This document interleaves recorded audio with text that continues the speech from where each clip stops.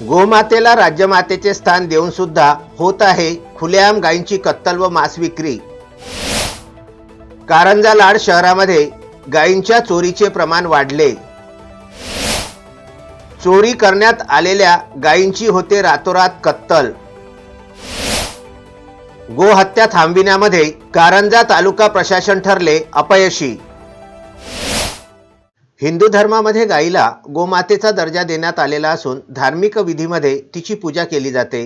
गोमूत्र आणि शेण पवित्र मानले जाते, तसेच ते विविध धार्मिक समारंभामध्ये सुद्धा वापरले जाते।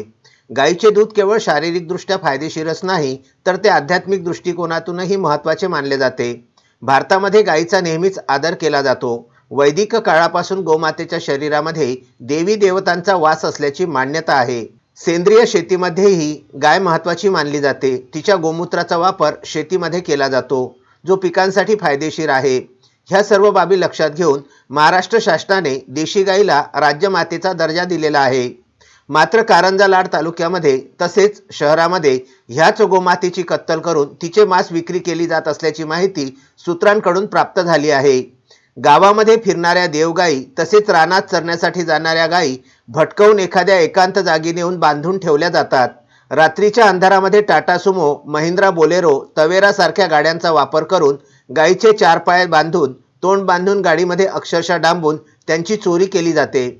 रात्रीतूनच चोरी केलेल्या गायीची कत्तल करून त्यांची मांस विक्री केली जाते, अशी माहिती विदर्भ न्यूजला सूत्रांकडून प्राप्त झाली आहे।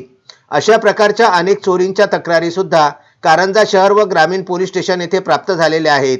मात्र याविषयी पोलीस प्रशासन गंभीर दिसत नसल्याचे चित्र दिसत आहे। कारंजा शहरामध्ये दारव्हा मार्गावरील गजबजलेल्या वस्तीमध्ये गोवंशाची कत्तल होत असून ग्राम पसरणी खडी धामणी मार्गावरील गोडाऊनमधून या गोवंशाची आयात निर्यात निर्दयतेने होत असल्याची सूत्रांकडून माहिती प्राप्त झाली आहे।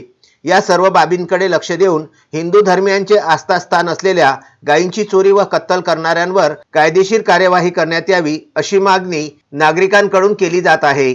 अक्षय लोटे, विदर्भ न्यूज, कारंजा लाड।